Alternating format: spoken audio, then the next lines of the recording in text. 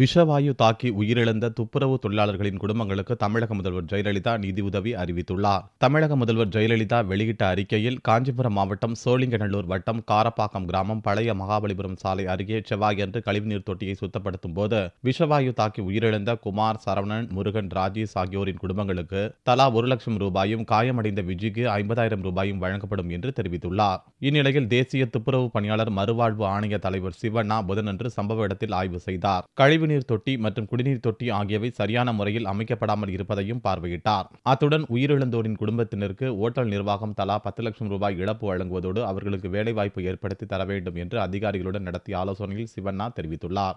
சஃபாய் கர்மச்சாரி persons இறந்திருக்கிறாருன்னு உடனே நான் officer எடுத்து அங்கே அந்த ஸ்பாட்டு போய் பார்த்ததுக்கப்புறம் எனக்கு ரொம்ப வேதனை ஆயிடுச்சு.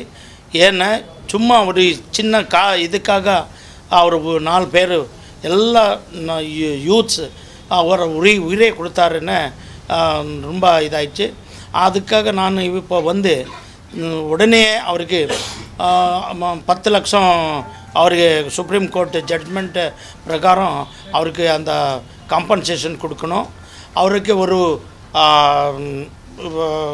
வேலை கூட கெடுக்கணும் அந்த ஃபேமிலி, டிசீஸ்ட் ஃபேமிலி.